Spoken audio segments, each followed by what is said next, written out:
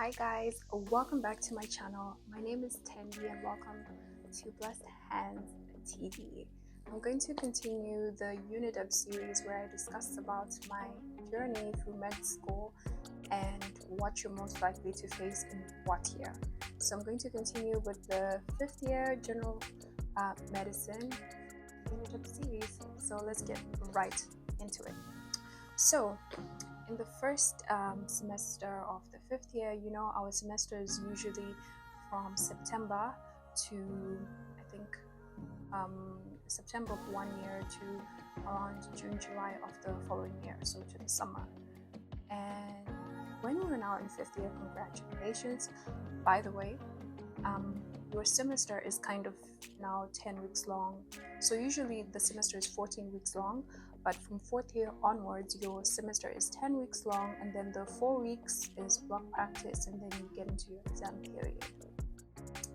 The thing I found most difficult, I think, about 5th year was that a lot of the exams, you have them in the exam period. So it's a lot of exams to go through, but most definitely doable. You're definitely going to, at the very least, pass, like I said before. So we're going to start with the first courses. First semester of 5th year, we have dermatology. It's one of the biggest courses, the amount of information that you have to ingest. Yeah, it's up there. And I remember we had these practical classes. So I think for my year, because from 4th year going, I think up until final year, it was during the COVID times. So I think a lot of things happened differently from how it's supposed to usually happen. So I think you need to keep that in mind when I give you guys my account of how I went through this year, especially this past few years, because COVID hit, I think, when I was in my 4th year going into my 5th year. So everything moving on from there was very different. So like I said, we have dermatology, huge course, with lots of theory.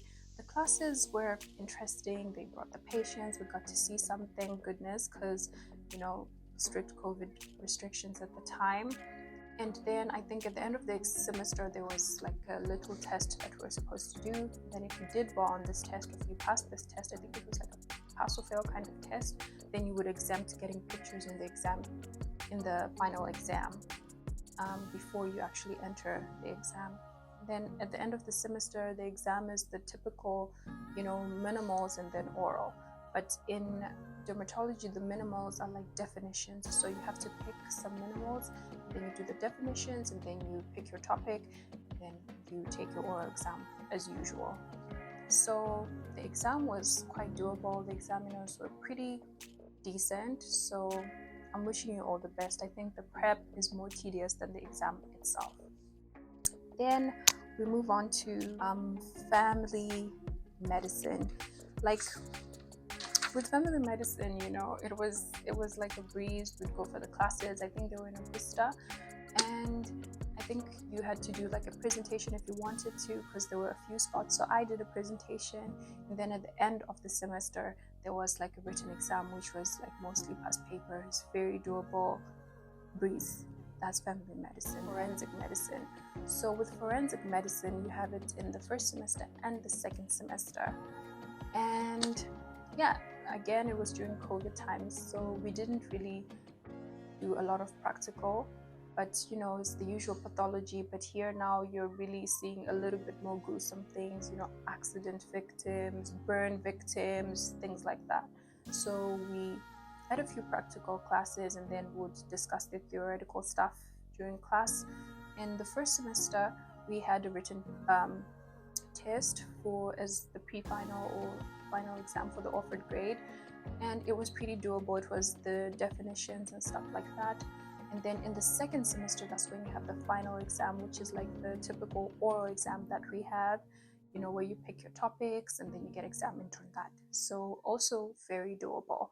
So forensic medicine, done. Internal medicine, gastroenterology. I don't think it's the heaviest internal, so it's pretty doable. So either you will be hosted by the internal medicine C or internal medicine B. And I think in our time it was internal medicine C. And I remember the year before us, they were having the exams in internal medicine B. And honestly, like I remember that year, like the examiners were so tough. People were going B chance, C chance even. It was really crazy. But yeah, I think gastroenterology as a course, like I think it's very like straightforward and doable. I enjoyed gastro. So it was pretty much, the usual. At the end of the semester, you have your written, which is the minimum of 20 questions. You're supposed to get over 80%. Then you proceed to take your practical exam, where they ask you practical questions, patient examination, and things like that. And then your oral exam, you pick your topics, and then you talk about them, and then you get your final grade. Done. Then neurology. So neurology, you also have its first semester and second semester. Guys, neurology is definitely not my strong suit. I find neurology quite difficult to understand, the concept quite complicated. So I know I'm not alone. Like neurology is one of those, respect to all the neurologists, you know what I mean? So it's one of those courses you have to take your time. If these concepts are difficult for you to understand, I would really advise like take your time to study it like really well. I think for us, because we would have this written test, of course people would be jacking like past papers, you know what I mean? But if you can get the actual knowledge, build a foundation, it will make it so much easier for you in your final year, that you're not starting from scratch. You know what I mean? So the first semester is also a written test. I think you're supposed to have a block practice about a week long. Neurology department is very strict, so you can't be playing around with your absences and things like that. They're very strict about everything.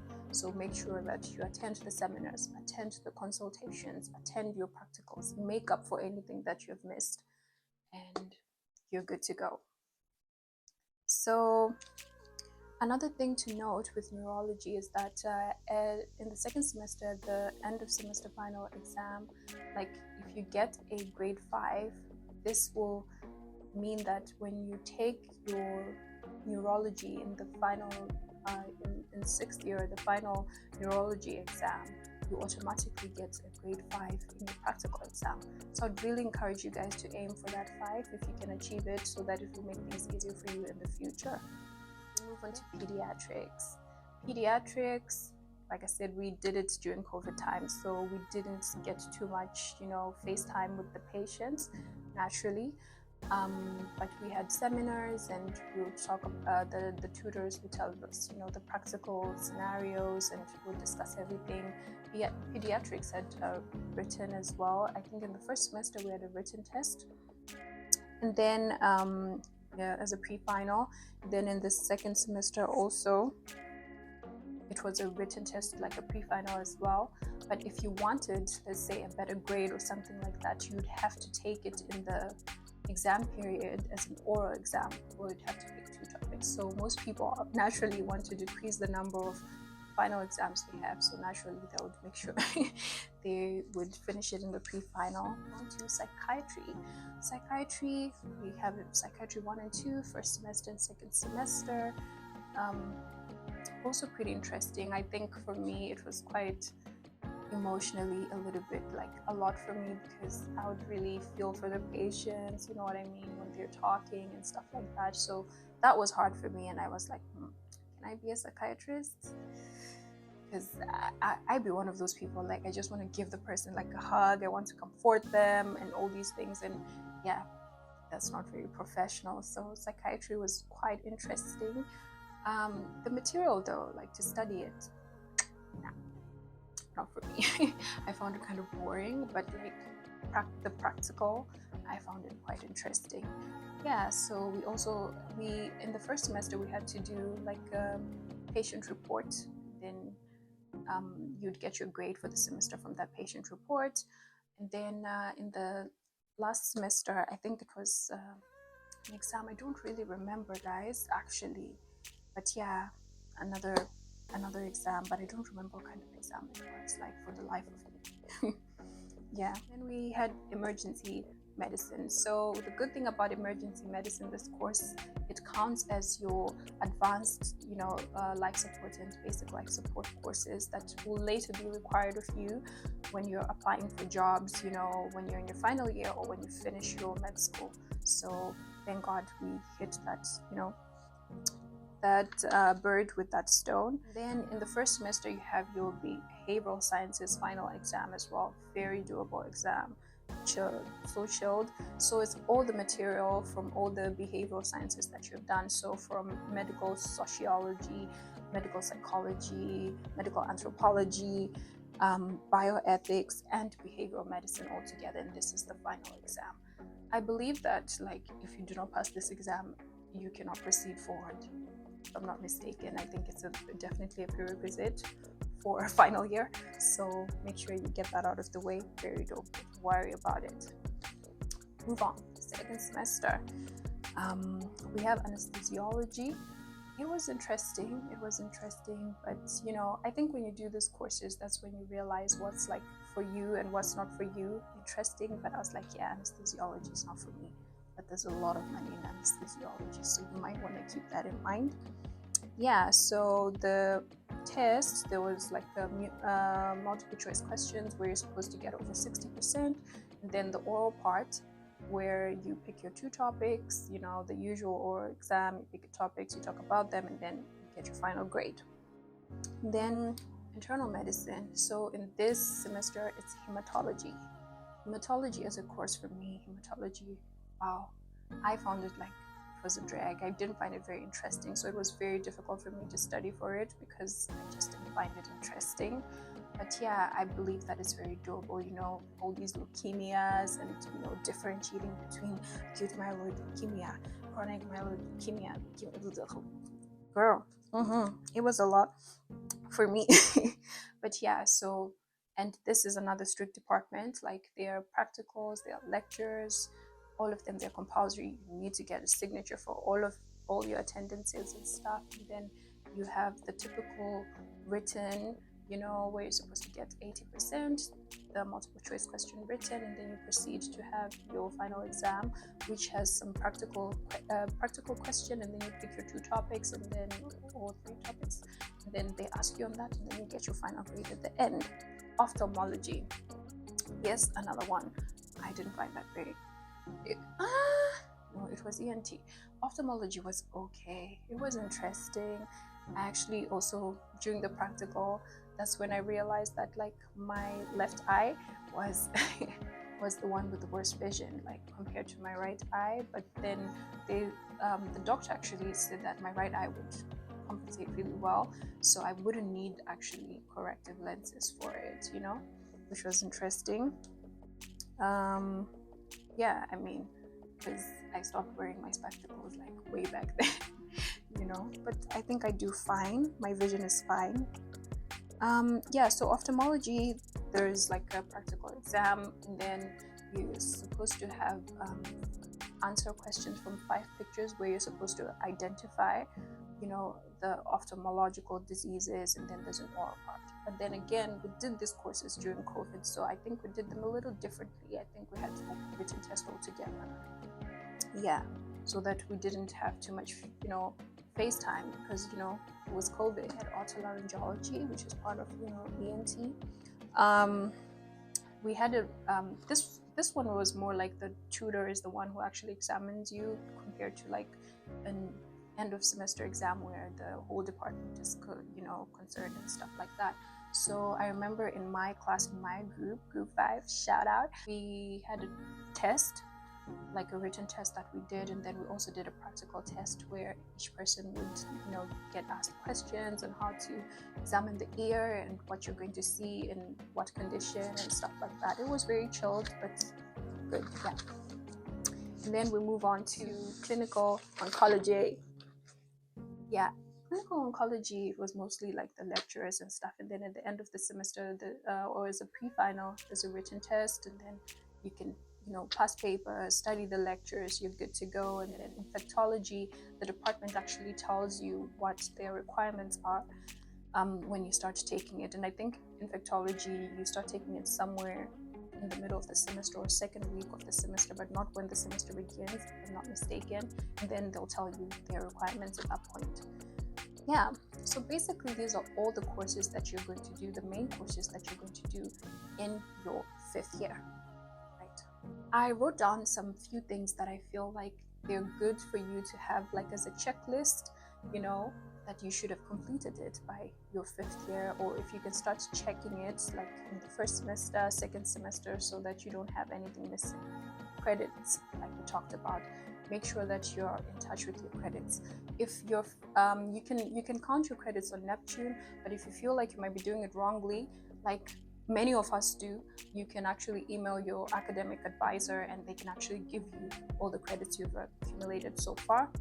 Make sure you've completed your physical education too. And then, of course, I think by the time you finish 4th year, 5th year is the time you're now considering or you're now doing your thesis. So I believe like by this time, you should have at least decided on the department. If you're going to do literature review, exactly literature review, I think this is the time to decide the department you want to take your thesis with, talk to the supervisor, pick a topic, things like this. And then if you want to do research, I'm pretty sure like in 5th year is the time you'll probably begin in building up the research until your final year. So I think that these are things that you should decide by 5th year or in the beginning of 5th year, right? Your future, right? So probably by this time you're also starting to consider which country you want to go to. Do you want to go back home? Do you want to go to Germany? Do you want to go to the US? Where do you want to go after you finish? So this is the time to think about it. I can imagine if you want to go to the US, this is the time to start considering USMLE or actually taking the first step and all these things. If you want to go to Germany, this is the time that you're probably learning German. You can engage with some private tutors, or you can get some German classes, I think, that are offered by the school, and you pay for them, obviously. And if you want to do USMLE as well, if you want to do practices in your final year practices in the UK, for example, in other places, this is the time to start organizing that, finding out the timelines where you can actually access these practices and things like that. So where this is concerned, I encourage you guys to hop onto the Journey of Life podcast, where I actually discuss with medical students, different students from different departments, studying different degree programs, and get to hear, from the horse's mouth how they're navigating their future, so that they can tell you the requirements, they can tell you the hardships that they've come across and everything.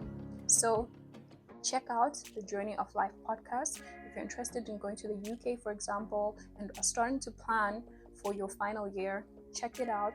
My dear friend Chido, she actually gave a lot of information about how to get to the UK. I will invite many more students or other people who have already, gone through these channels to come and tell you guys how to do it, and you can hear it from the horse's mouth in real time, So until next time, stay encouraged. Medicine is doable. If you're passionate, if you're hardworking, and if you're very resilient, you can absolutely do it. Until next time, stay blessed. Subscribe to the channel, share with your friends, and go to the Journey of Life podcast. Take care and bye.